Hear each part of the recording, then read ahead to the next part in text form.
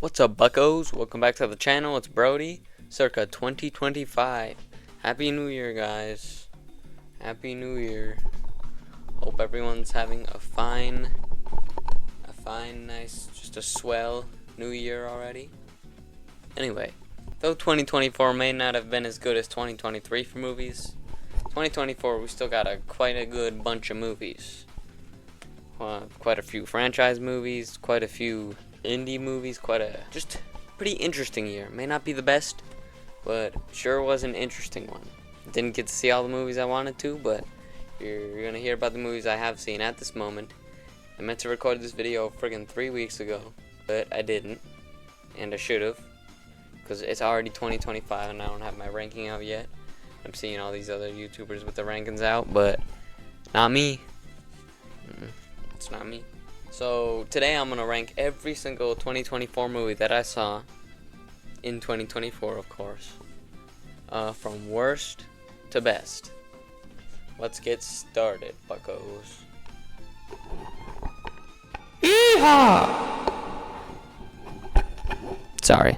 Alright, guys, once again my name is Brody and we're gonna start up this ranking. Let's do it. These are just my opinions, so please do not get angry about them. Please do not make a war in the comments section. And I'll be respectful of your opinion and you of mine, and yeah. So of course, the topic of the day, ranking every single friggin' 2024 movie. And it's January 2nd, 2025, so we're running out of time. Let's get started.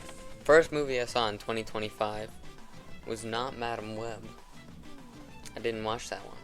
Surprisingly, Madam Web was not on my watch list. Though it was critically, just so well received. I'm not on that level yet. I'm not that prestigious of a movie watcher to watch Madam Web. I probably wouldn't understand the complicated critical logic needed to understand. Anyway, first movie I saw in 2024 was Dune Part 2. This was the sequel to Dune 2021, pretty obviously.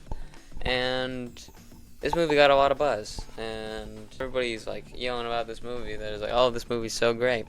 I decided, hey, why not check it out? I checked out the first movie, and I didn't love it. I thought it was okay, but severely lacking at times. It didn't feel like much happened. I felt like Dune Part 2, while not a masterpiece by any means, was a large step up from the original. It feels like we got more substance in this movie than the last movie. This movie, I feel like I got what I was looking for in the first movie and this movie. As a sci-fi film, this was a very exciting film. The CGI, the choreography and action of the drones and the airplanes, the sandworms were incredible. The hand-to-hand combats, mostly with Austin Butler's character, Voldemort, you know, that guy, Voldemort. I'd usually describe this movie as interesting and not good. It is good, but the first word I would use to describe it is interesting, because it has an interesting story. But the problem that makes all of the great performances, the great CGI, the great score by Zimmer, the decent score, makes all of that a lot harder to enjoy, is the editing and the pacing. It just blundered in the pacing. I don't know if it's just me. I think I saw someone else talking about this. This movie is edited so weirdly that it gets really confusing and hard to understand the story, or why anything is happening. Like in the second act, when Josh Brolin's character, who I can't remember his name, when he comes back, that's a point when I start getting confused, because we move away and we meet Austin Butler's character, then we move back and we're moving back and forth, and I feel like we're just missing a piece. And yeah, the pacing felt really confusing, and I think other people did feel this way about the movie. Also, another flaw is the characters. I found most of the characters, specifically Paul, to be very uninteresting, especially in the first movie. First movie, I'm just like, this guy is one of the most boring characters I've ever met.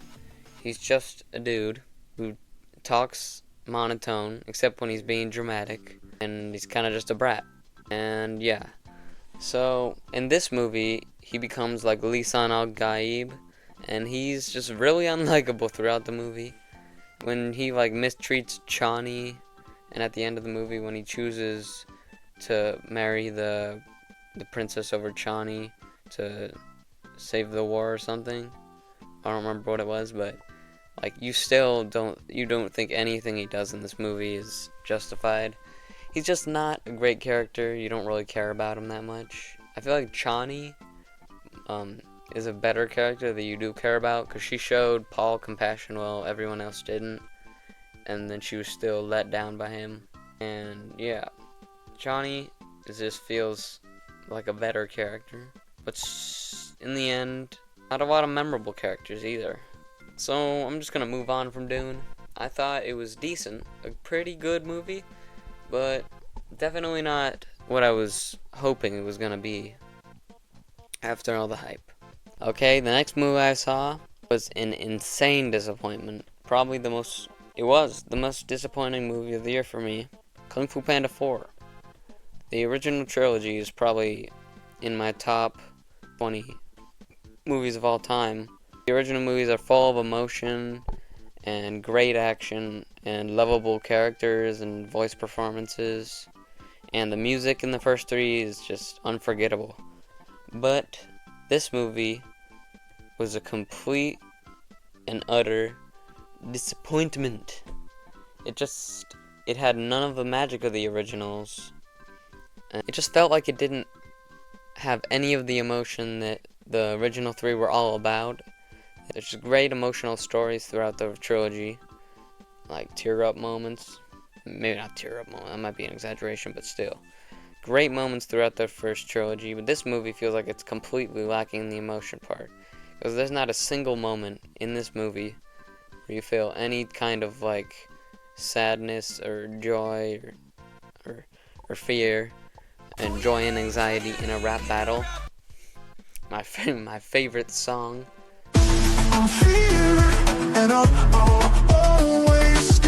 This movie tried to revive a franchise that ended in 2016 just for basically a cash grab, because it feels like they put nothing into this movie to make it good.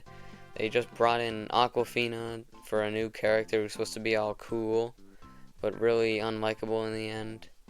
And there's not much chemistry between Poe and this new character, Fox. One thing I can say that wasn't bad about the movie was the action, especially the bar fight somewhere in the middle of the movie. Problem with the action, you don't feel any of the stakes because you don't care about what's going on, because there's no emotion in the first place. None of the jokes really land, and it feels like it was just made for smaller children, where the first three were made for all ages. And the last thing, of course, it should have stopped at 3. And the third one was a great ending to the trilogy, and his Poe's arc felt complete. But they had to ruin it. And honestly, might be one of the worst movies of the year. Moving on, we have the Bob Marley movie, which I gotta tell you, it's really boring. I watched this movie in like March because it came to streaming like really quickly. And yeah, I get why no one wanted to watch this in theaters, 'cause it's not an interesting story. It feels very forgettable at times. While I think Bob Marley is actually one of my favorite artists, I don't think his story is all that exciting, and it didn't really need a movie. Maybe like a little mini-series, like 2 episodes, but not a movie. Most of the movie, we're just watching him sing on a stage his famous songs. We're watching the actor sing his favorite songs. And there's not much story to tell. Yeah, I don't know what to say about it. It feels very uneventful. We just see a little bit of the relationship between him and his wife. There's probably like 5 pivotal moments throughout the movie, and then filler throughout. And honestly, just a TV special could have done the whole story. Yeah, that's what I thought of that movie. It wasn't bad, just really meh. Just really in the middle. Right down the middle.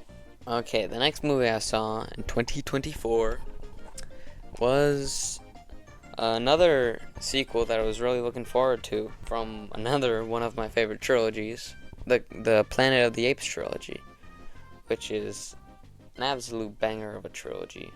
Emotional all the way throughout. Caesar is probably one of my favorite characters of all time. Yeah, the first three were great. They had a triumphant score, incredible performances all around, all the mocap performances. Just Andy Serkis as Caesar is really good. All three stories in the trilogy were compelling, and War tears me up almost every time. It's a great, great movie. So when Kingdom was announced, I was excited but skeptical because, Kung Fu Panda 4. So, yeah, I was looking forward to it, and when the first trailer came out, I was like, yeah, this actually looks pretty good. And I liked how they didn't just continue inside of Caesar's world with Cornelius, his son. I feel like we needed something new. It just felt like a repeat. We didn't need another Caesar, another Cornelius. So we got this new character, Noah, and yeah, he's pretty great. The movie was good. I liked Kingdom of the Planet of the Apes when it came out. It is good. I wouldn't say it's as good as the original three, and it's a little bit worse than Rise, but not by too much. So, yeah, this movie's about Noah going to find his village after they were stolen by a mysterious clan led by Proximus Caesar, who was played by Kevin Durand from Lost, and he is just an incredible, incredible performance. One of my favorite villains of the year. And the story plays out pretty straightforward. It's not too crazy. There's a lot of callbacks to the 1968 Planet of the Apes, and I like those. It's a favorite of mine.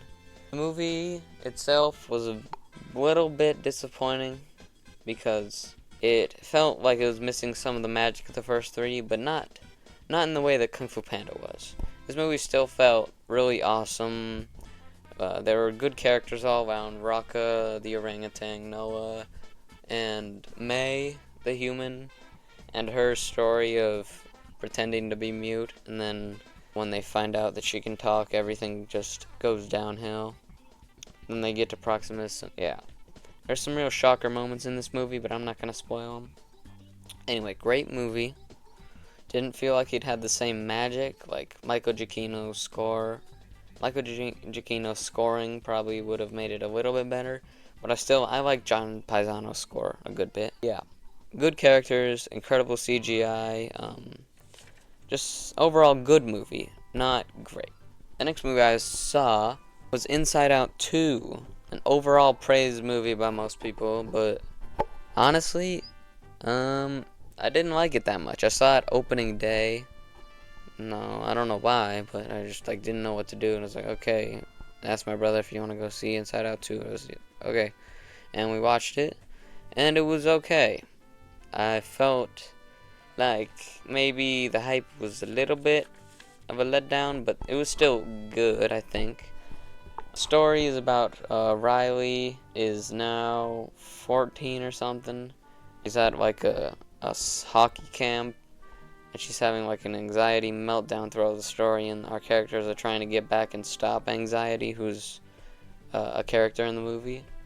And it feels a tiny bit like a repeat of the original. The original movie had something goes wrong, characters get separated from headquarters, they have to get back. And they come across memories, and there's a sad moment with joy and memories. And it felt like we had all of that in the second movie. I like the human story a little bit better in this movie than the emotion story, because we haven't seen this before. It feels like everything that's happening, all the choices that our main character is making, affecting what's happening on the other side of the story, which is always a cool concept, especially in the first one. But this one just isn't as compelling. I don't feel the weight of the first movie is here in this movie. The villain Anxiety's okay, but really not my favorite. I wouldn't say this is by any means in like my top 10 Pixar or anything. Like most people are like praising this movie. I still think Pixar has made one or two better movies in the last 5 years. I'd say it's decent, but not all that jazz, as people say. Alright, next we're going to talk about another sequel. This is like 3 in a row.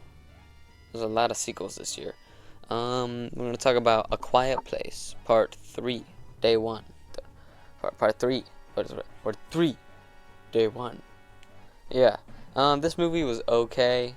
Really just okay. I liked the original Quiet Place. I thought it was a suspenseful, emotional thriller, and yeah, it was a one-hit wonder, obviously, because the second one, which I didn't watch until after the third one, the second one was so incredibly boring. I watched it, and it just feels like a repeat of the first movie, like the same gotta be quiet moments, I can't step on these leaves, and then they shoot it with a shotgun, of course, and they end up on this island for about 15 minutes before the movie ends, and it was so abrupt. But yeah, I didn't like that movie that much. A Quiet Place Day 1. Didn't like that movie that much either, but okay. The movie is about Lupita Nyong'o. Apologize for pronouncing that wrong, I don't know. But she's a pretty well-known actor by now. An Oscar or two, I think. And I think she's okay in this movie, but it's not like she's given the best material to do anything special. The movie is about when the aliens came Day 1 in New York City. And there's a couple scenes that are pretty exciting in this movie that I feel like, I don't know if they justify the movie existing, but it at least had something cool for the movie. But I feel like a good amount of this movie is just kind of filler. It does, some of it's building up characters, relationships and such, but it's not characters that we particularly love. All the characters were decent, performances were decent. This movie overall just feels decent. The story is they're trying this guy tags along with Lupita's character, and they just kind of hang out. Nice one. Yeah, they try to find the boat to get the guy out. She's gonna die of cancer anywhere, so she doesn't really care. And then it comes really sudden, I think. The movie ends really suddenly. Like, I feel like we're just walking around and then randomly they find a boat, then he swims to it, and the movie ends. That's it. Like, she takes off her headphones and then, like, the music blares, and then she gets killed by the monster off screen when the credits are going. Fine movie. Fine. Just fine. I didn't think it was nothing special. Deadpool and Wolverine. Just fucking shit up. Yeah. That's a great... I thought this movie was really fun. Really good movie. Got the Blu-ray over there. Gonna do a Blu-ray haul soon, 2024. Deadpool and Wolverine feels like Marvel's back again after they sucked a couple times. They keep having these, we're gonna suck for a little, and then let's make Loki. Then let's suck for a little, and then let's make Spider-Man No Way Home. Then let's suck for a little, then let's make Guardians. Then they sucked for a little, of course. Then they made Loki, and then they made Deadpool and Wolverine. And I thought Deadpool and Wolverine was a pretty awesome movie. It doesn't feel as nostalgia baity as some of the other movies that bring back characters. Like, No Way Home was good, but it did feel like a little bit of nostalgia bait was in it. Deadpool and Wolverine was a really funny movie, to be honest. Ryan Reynolds has always been a great comedian, writer, and this movie gets a good amount of laughs out of you. Sometimes subtly, like at a subtle emotion moments at the end. It was just great to see Hugh Jackman back with a real Wolverine suit. That was a highlight of the movie. The real yellow and blue, yellow and black, whatever. Has an interesting story. It feels a lot like Across the Spider-Verse. Like we've taken you to this place outside of your universe, and now you have to make a choice. and then he makes the same choice as Miles. He rebels against them. But it feels different in its own way, because the TVA just has a different vibe. It's not as, like, dark as the Miguel and stuff. But, yeah, this movie has the vibes, I'll just say. The music is vibing. Pretty good. Matches, a lot of the time, matches the vibes. Score was good. I liked a lot of the themes. CGI, the action, especially in that opening scene. I just gotta give props to the choreographer because that was awesome. Overall, this movie gets the laughs out of you. A lot of likable characters, a lot of likable side characters. We don't see as much, but that's okay. We get a lot of great character moments, a lot of backstory for this new Wolverine, and decent villain, decent. You know what? Everything about it was pretty good or decent. So I'm just gonna say that it was the best comic book movie of the year. It's a thumbs up. Alright, next we're going to talk about, not very anticipated for me, but I did see it, and I liked it a lot. I'm glad I saw it. It's Alien Romulus, which of course takes place after the first Alien, and before Aliens. And so, it's about these kids live on, not kids, these people live on a planet that's kind of crap, they hate it. They have to keep working and working, and they won't let them leave, and they keep telling them, well, they'll be able to leave, but then they won't let them. And so they're kind of sick of it, so they're like, what if we just take this ship and leave? There's a ship out here in space that we found with our radar, and it's abandoned, so why don't we go up there and see what's in there and try to, like, get enough supplies and gas so we can make it to this like, haven, this safe haven planet. So, like, cool. I wonder what'll be on that ship. Definitely not the Nostromo ship. Yeah, of course it is. Once they get the ship, just classic alien stuff starts happening. And I thought this movie was a return to form for Alien, because I watched the first Alien and Aliens, and I started Alien 3, and it was pretty crap. So I did not finish it, and I just heard absolutely nothing good about any of the Alien movies until now, which was Alien Romulus. And I was like, shoot, I like the first one, why not watch this one? This one has just great tension and horror throughout the movie. You really do feel the stakes, like you did with Ripley in the original. It doesn't feel like in Aliens, where the aliens just don't feel very powerful because they're just shooting them just one by one. They can just killing them back and forth. This one feels like, if you're an Alien fan, this has gotta be like one of your favorite Alien movies, because there's so much alien stuff in this movie. There's like a billion face crawlers chasing them. And the fact that most of them are practical is just wow. Great job to Fede Alvarez. Sorry for butchering his name, I think. I don't know, maybe I didn't. Great job to everyone who worked on the practical, because the alien looks awesome. The xenomorphs, the face huggers, it all looks great. There's a lot of great tension. There's some gross out horror, like the original chest bursters. Yeah, overall on the horror side, it's pretty great. It got me spooked a little bit in the theater. Not as much as my mom, but yeah. We do have good characters in this movie, I think. We have our, of course, stupid side characters who are like bad people, and then they're stupid, so they die. Then we have our favorite characters, who are Andy, who is an android. Yep, Andy the android. And we have Rain, who is our main character. And I think both of these characters are pretty likable. And their relationship and arc throughout the movie is pretty touching. It's a heartfelt relationship, and in a not so heartfelt movie, which was a nice thing to spice things up, because we never have much emotion in many of the Alien movies. So that was an interesting thing to do. I like that. It did have the thing, like in the original Aliens, where you think the movie's over, you think they've won. Oh no, they didn't win. and they just keep going back and forth. Like, you think that they're okay over and over until there's this crazy part at the end. It's kind of gross, but it's crazy, and I don't really want to spoil it because it'll surprise you on first watch, so I'm not going to spoil it. But yeah, that was pretty incredible.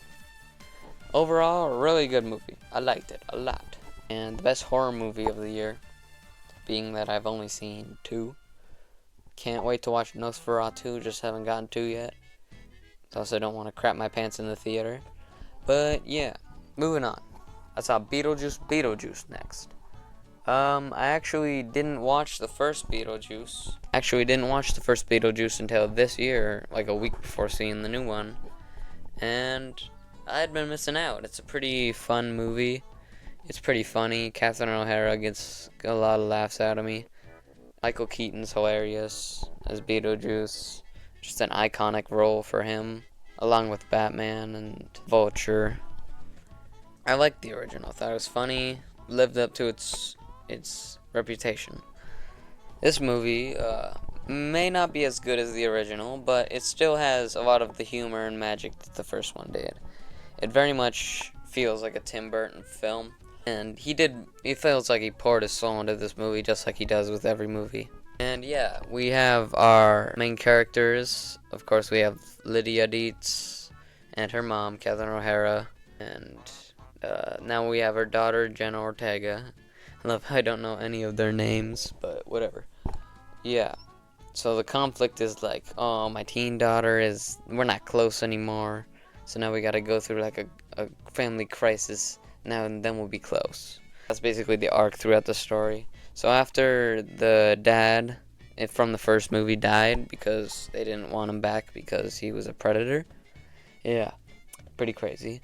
So he died. He got eaten by a shark in a stop motion segment of the movie, which is really, really funny. They all come together, and it all goes down once again. Once they go back to the underworld, they need help from Beetlejuice to save her daughter. And all the shenanigans happen. Lots of laughs in this movie. Beetlejuice has a new backstory, which was awesome. We finally have a backstory to how he became Beetlejuice.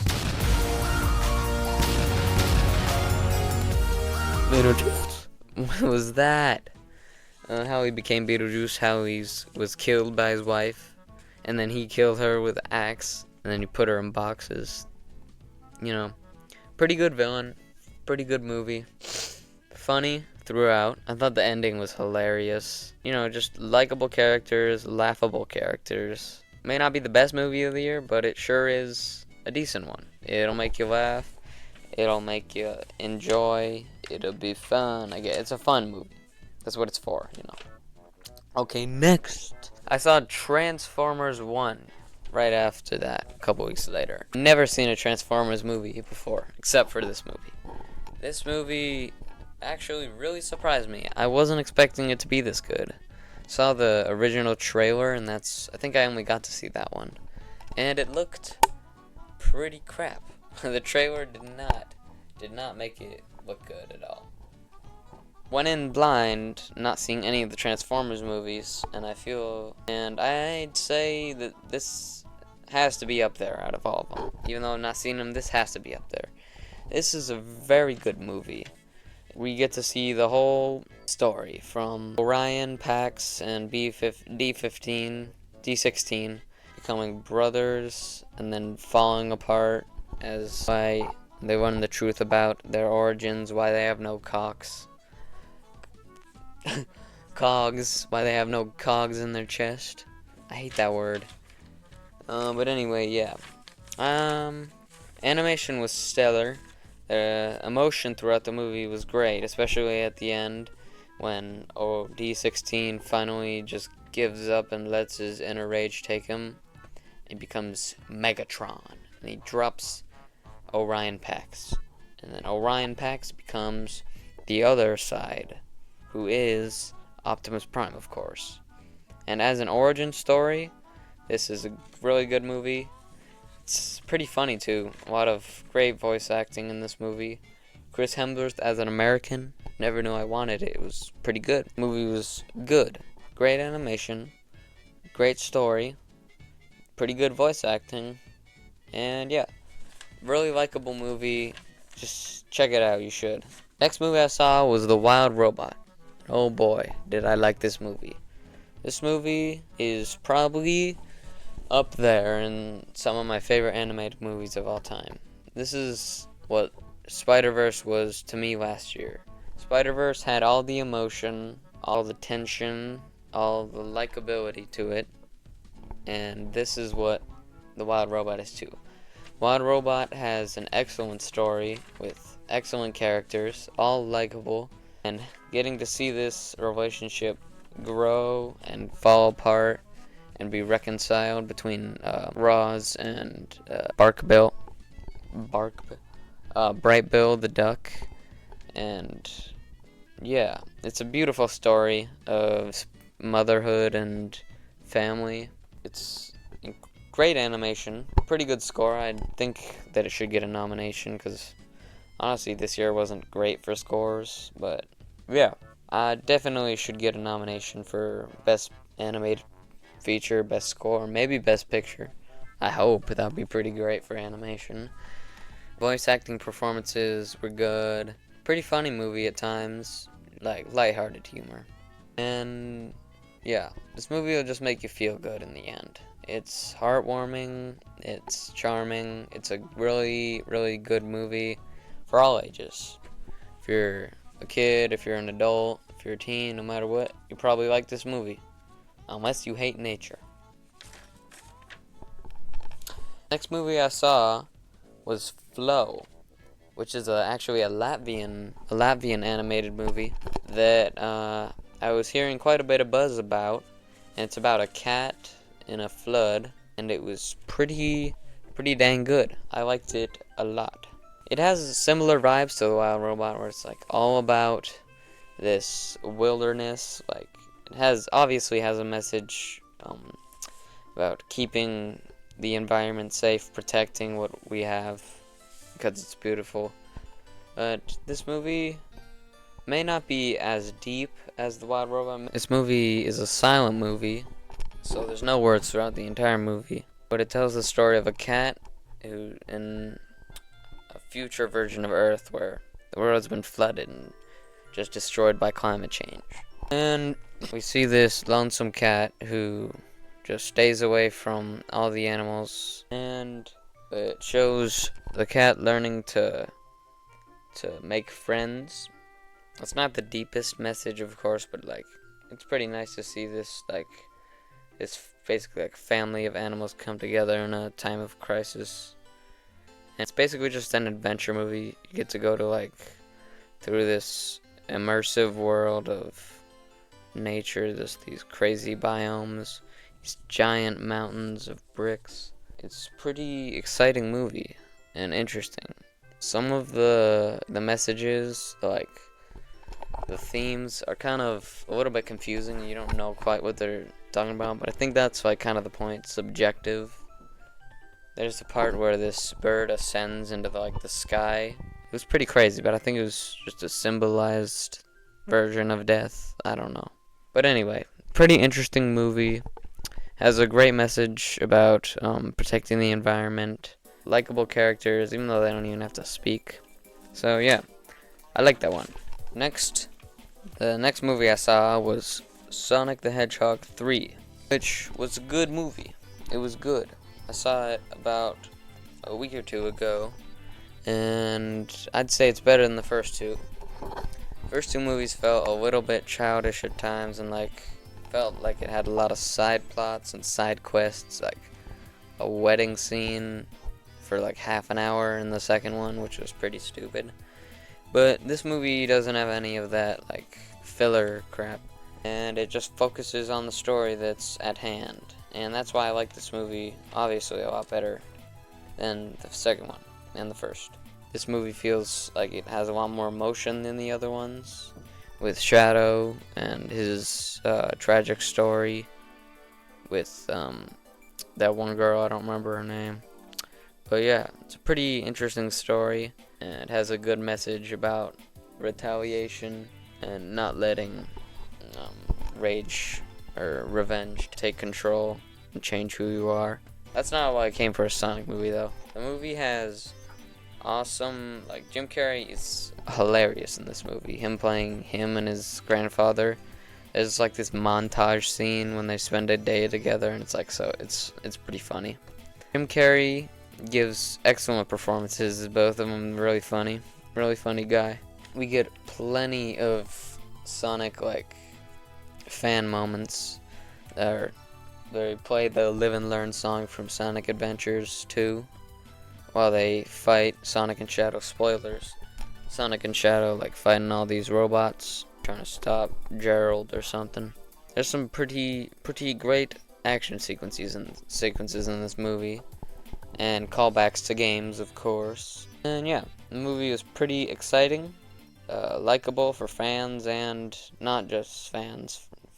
Most people would like this. Post-credit scenes are pretty crazy. Both of them. Probably the first one was more crazy, but can't wait for the fourth one. It's gonna be pretty crazy having all these new characters.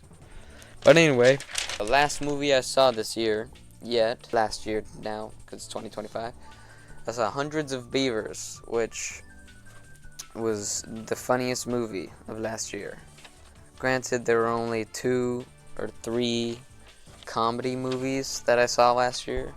This movie was just so unique and funny in its own way. I just watched this a couple nights ago on Prime. Never came to theaters near me, but I heard great things about it from a channel called Schaeferless Productions. Anyway, I thought this movie was just endless laughs. It never had to take itself seriously. It never had to be like a dramatic comedy. It's just basically a slapstick cartoon in the form of a movie, and it's pretty awesome. I think the performance from the main lead, Gene, I don't know the actor's name, but Gene is like hilarious throughout the movie. He delivers a hilarious performance without even saying anything. It's a very good. I thought the cartoonish like special effects were hilarious. This movie makes you laugh almost like every single scene. It's gonna get at least a laugh out of you if you think it's funny. For me, it feels a little bit like a Zelda game at points of like he's going to collect this, he's coming back so he can buy this. He's like killing all these beavers so he can get this in these like comical ways. And then the beavers like arrest him and then take him to beaver court. It's pretty funny. Yeah, this is probably the funniest movie of the year. There's hilarious, like cartoonish, it was good. I'm done talking. I've been talking for 50 minutes. The movie is good. Now, guys, we're gonna make a tier list, a ranking of sorts. I'm gonna put it up on the screen here, and I'm gonna record it in a second when I have a computer. Be right back. Okay, guys, we're gonna start the tier list. So first, we got Dune Part 2, and I'm gonna put this in the yeah, bruv. Yeah, bruv. It was, it was good. Yeah, it wasn't awesome, or that's a really good brah category, and we're gonna put this one, we're gonna name this one Best Broski. Yeah. So it was pretty good, but I'd say it's about right there. Bob Marley, One Love. That was okay. Kinda boring. There. So that one's not that good. It's right there. Kung Fu Panda 4. That was bad. Ooh, stink. So Kung Fu Panda 4, no, didn't like it.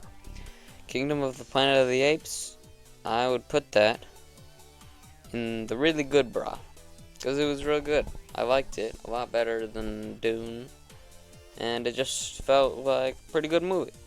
Inside Out 2.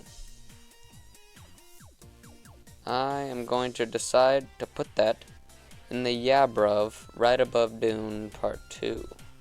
Because though Dune is pretty great, pretty good, it doesn't have the most solid pacing, and that is the thing that breaks it. That's the make or break for me, and Inside Out 2 has a much more well-paced story. Alien Romulus.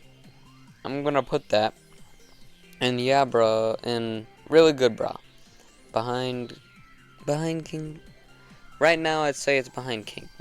I'm gonna have to rewatch it on Hulu because I'm not gonna buy the Blu-ray. I didn't like it that much, but yeah, I'm just gonna put it right there.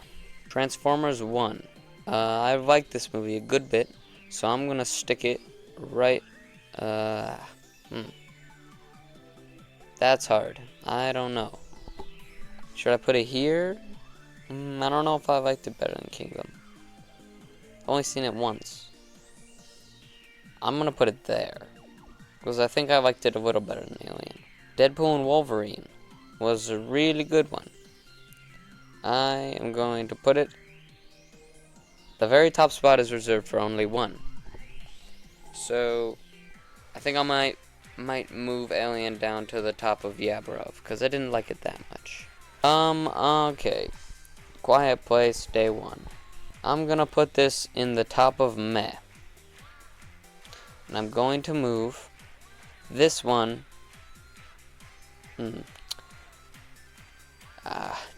Dude, I don't know. Okay, next we have Beetlejuice.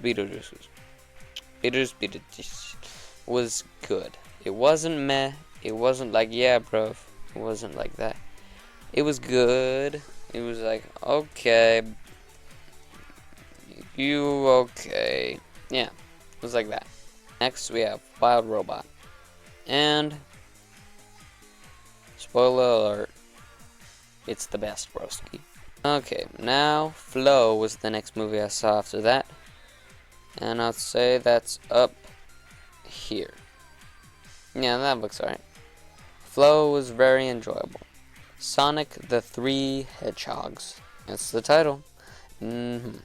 I really enjoyed this one. I saw it twice already. Yeah, okay. I don't know if I liked it as much as Flow. Flow was kind of hard for me. I think because Flow didn't affect me, just didn't touch me as much as some of these, I'm gonna move it to there. Yeah, bro. It was good, but it didn't feel as deep as like the Wild Robot. It was similar, but not as good. Jeez. Okay, actually, it was good. I'm gonna put it there. Sonic 3. Actually, there. Sonic 3 is behind Flow. And yeah, there it is. There's the tier list. Yep, right there. Very good. So 2024. This video took an hour to record. And it's gonna take forever to edit. Holy God. Okay, you guys better watch this, because I spent a freaking ton of time. A lot of my videos. But these long recording ones take a long time to edit. It's very, very long. So, you know, how about you just please give it a watch. Please. Please. Also, if this video does well, I have a video that I've been working on for a very long time that I really would like people who watch this video, please check out this video that'll be done March, probably. February, March. It's gonna be a while, maybe. But if you see a video about a movie called Snow Day, please give it a watch. This is like my passion project. I've been procrastinating on this project for like years, forever. It's crazy. But yeah. Anyway, thanks a lot for watching, guys. I hope you really enjoyed it, and I'll see you all in the next video. Hopefully Snow Day. Hopefully you're there. Actually, it might be 2025 anticipated movies, I don't know. But anyway, see you next time. Thanks for watching. See you later.